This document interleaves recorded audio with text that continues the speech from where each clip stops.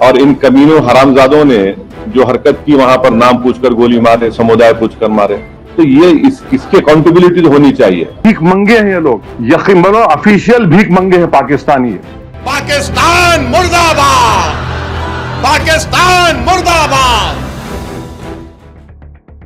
पहलगाम में हिंदू पर्यटकों की हत्या और उसके बाद ऑपरेशन सिंदूर में जो सबसे विचित्र किंतु सत्य घटना हुई वो असदुद्दीन ओवैसी की देशभक्ति। जो व्यक्ति भारत में बड़ी सफाई से जिन्ना की विरासत को आगे बढ़ा रहा हो, वो अचानक आतंकवाद के विरोध में बोलने लगे तो आश्चर्य होना स्वाभाविक है।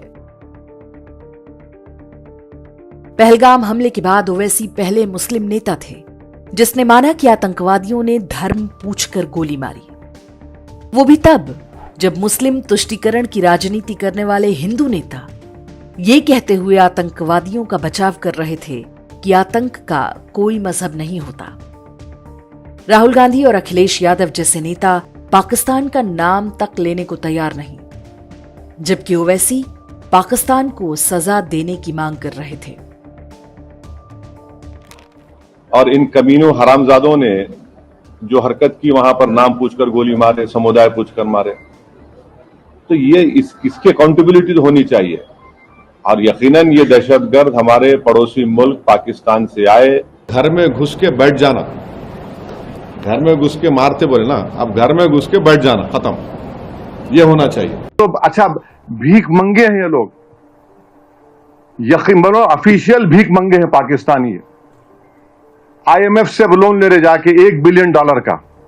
इन आतंकवादी हमले को खत्म करने के लिए हम उम्मीद करते हैं कि देश के प्रधानमंत्री पाकिस्तान से आए हुए आतंकवादी और पाकिस्तान जैसे एक फेल्ड स्टेट के खिलाफ वो एक मौसर कार्रवाई करेंगे, ऐसा इकदाम करेंगे कि दोबारा पाकिस्तान 100 मरतबा सोचेगा कि भारत की सरजमीन में आकर किसी को मारने के बारे में।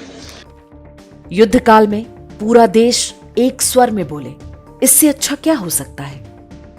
कम से कम कांग्रेस, गांधी परिवार और अखिलेश यादव जैसे लोग तो ओवैसी से सबक ले ही सकते हैं, जिन्होंने पहलगाम हमलों के बाद ऐसे बयान दिए जो पाकिस्तान के प्रोपेगेंडा में काम आए। हमले के 3 दिन पहले ही वहां इंटेलिजेंस रिपोर्ट मोदी जी को भेजा था और उसी लिए मोदी जी ने कश्मीर जाने का प्रोग्राम कैंसल किया था। ये मैं एक पेपर में पढ़ा। आतंकवादियों का कोई धर्म नहीं होता, आतंकवादी किसी धर्म के नहीं होते। बात क्या करते हैं तो उन्होंने हिंदू का पूछकर मारा। अरे कोई टेररिस्ट को पूछने तक समय होता है क्या? उनके कान में जाके नजदीक जाके पूछेगा। वास्तव में कांग्रेस और समाजवादी पार्टी जैसे दल वही कर रहे हैं जितना वे कर सकते हैं। राहुल गांधी और अखिलेश यादव को भली भांति पता है कि उन्होंने आतंकवाद या पाकिस्तान के विरुद्ध एक भी शब्द बोला तो उनका मुस्लिम वोट बैंक नाराज हो जाएगा। लेकिन ओवैसी के साथ ऐसी कोई मजबूरी नहीं है। पूरा मजहबी समुदाय जानता है कि ओवैसी जो कर रहे हैं वो उनके मजहबी नियमों के अनुरूप है। इसे अलतकिया कहते हैं। ओवैसी का हृदय परिवर्तन हो गया हो ऐसा संभव नहीं है। ये वही व्यक्ति है जिसका भाई 15 मिनट के लिए पुलिस और सेना हटा लेने की बात चुनावी मंचों से आज भी बार बार बोल रहा है। ओवैसी ने उसे ऐसा करने के लिए कभी मना नहीं किया। ये वही ओवैसी है जो भारत की संसद में जय फिलिस्तीन के नारे लगाता है। वही फिलिस्तीन जिसके आतंकवादी संगठन हमास का हाथ पहलगाम हमले में पाया गया है। जय भीम, जय मीम, जय तेलंगाना, जय फलस्तीन। कश्मीर में आतंकवाद के लिए जिम्मेदार धारा 370 को हटाने के सबसे कट्टर विरोधियों में ओवैसी भी था। ओवैसी आज पाकिस्तान मुर्दाबाद के नारे लगा रहा हो, लेकिन वो दृश्य क्या आप भूल गए जब हैदराबाद के क्रिकेट स्टेडियम में पाकिस्तान जिंदाबाद के नारे लगे थे। तब भी AIMIM के समर्थकों पर आरोप लगा था।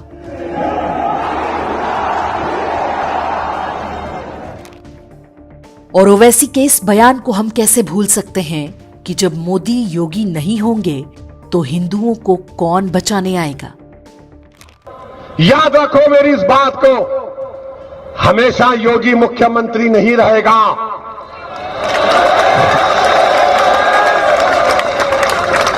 हमेशा मोदी प्रधानमंत्री नहीं रहेगा। और हम मुसलमान वक्त के एतबार से खामोश जरूर हैं, मगर याद रखो हम तुम्हारे जुल्म को भूलने वाले नहीं हैं। हम तुम्हारे जुल्म को याद रखेंगे। अल्लाह अपनी ताकत के जरिए तुमको निस्तो नाबूद करेगा इंशाअल्लाह ताला। और हम याद रखेंगे, हालात बदलेंगे। जब कौन बचाने आएगा तुमको? जब योगी अपने मठ में चले जाएंगे, मोदी पहाड़ों में चले जाएंगे, हो सकता है या कहीं पर जाकर रहेंगे। जब कौन आएगा? ओवैसी जिस मजलिसे इत्तेहादुल मुसलमीन के नेता हैं, उसने ही स्वतंत्रता के समय हैदराबाद रियासत में लगभग 2 लाख हिंदुओं का नरसंहार किया था ताकि उसे अलग इस्लामी मुल्क बना सके। आज वही ओवैसी ब्रदर्स एहसान जताते हैं कि वे बंटवारे में पाकिस्तान नहीं गए, उन्होंने भारत को अपनी मर्जी से चुना। इस्लामिक कंट्री है, अरे इस्लामिक कंट्री है तो मैं तो नहीं गया ना इस्लामिक कंट्री को। ओवैसी भाइयों का जहर देश ने बार बार देखा है। वे भारत में सेक्युलरिज्म तो चाहते हैं, लेकिन मुसलमानों के लिए अलग इस्लामी कानून की भी वकालत करते हैं। देश के जिस भी क्षेत्रों में मुसलमानों की जनसंख्या 40 से 50% से अधिक हो गई है, वहां आज कांग्रेस या उसके जैसी पार्टियों का सफाया हो चुका है। वहां पर सेक्युलरिज्म के तराने नहीं गाए जाते, बल्कि हिंदुओं के लिए सिर तन से जुदा और फलस्तीन जिंदाबाद के नारे लगते हैं।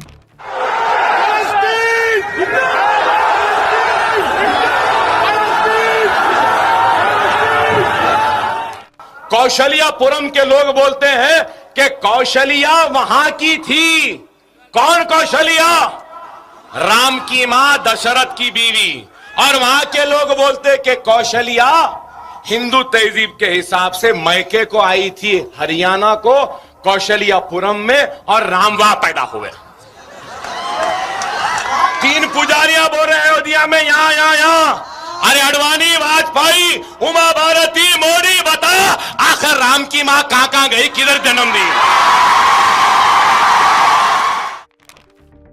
वास्तव में पहलगाम हमले को ओवैसी ने एक अवसर की तरह प्रयोग किया। वे जानते थे कि उनकी कोई भी उल्टी बात की हिंदुओं में कड़ी प्रतिक्रिया हो सकती है। उनकी अलतकिया का परिणाम है कि एक से बढ़कर एक राष्ट्रवादी हिंदू भी अब ओवैसी का गुणगान कर रहे हैं। सोशल मीडिया पर उनकी प्रशंसा के पुल बांधे जा रहे हैं। कोई उन्हें भारत का राष्ट्रपति बनाना चाहता है तो कोई उनकी देशभक्ति को सलाम कर रहा है। कोई उन्हें शेर बता रहा है तो किसी को ओवैसी पर प्यार आ रहा है। एक तो ऐसा अक्ल का अंधा भी है जो इस कट्टरपंथी मौलाना की फोटो को दूध से नहला रहा है। एक समाज के रूप में हिंदुओं की स्मृति शक्ति इतनी कमजोर है कि हम भूल गए कि पहलगाम हमले से ठीक पहले यही व्यक्ति वक्फ कानून को लेकर देश भर में हिंसा भड़काने की कोशिश कर रहा था। ओवैसी को पता है कि जब वो दोबारा ऐसा प्रयास करेंगे तो कई अति भावुक हिंदू भी उसका साथ देने खड़े हो जाएंगे। वे जानते हैं कि गजवाए हिंद के सपने को पूरा करने के लिए अभी उन्हें हिंदुओं के भी सहयोग की आवश्यकता है। अपने इतिहास, वर्तमान और भविष्य से अनजान कुछ हिंदू भी यदि इस झांसे में आ गए तो ओवैसी का काम हो जाएगा। और यदि किसी ईश्वरीय प्रेरणा से सच में ओवैसी का हृदय परिवर्तन हो गया है, उसके मन में भारतीय संविधान और राष्ट्र के प्रति निष्ठा जाग गई है, तो लगे हाथ उन्हें अपने काले अतीत से भी छुटकारा पा लेना चाहिए। बताया जाता है कि उनके परदादा पंडित तुलसीराम हैदराबाद के निजाम के यहां नौकरी करते थे।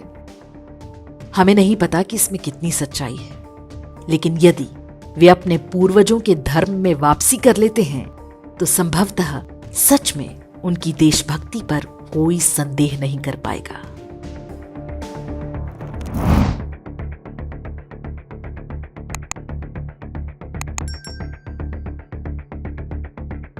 इंडेक्स ऑनलाइन के वीडियो समाज को समर्पित हैं।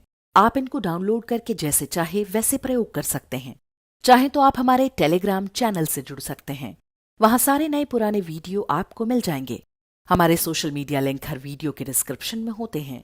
हमारा एकमात्र उद्देश्य हिंदू समाज को जागृत और एकजुट करना है। इसमें सहभागी बने। धन्यवाद।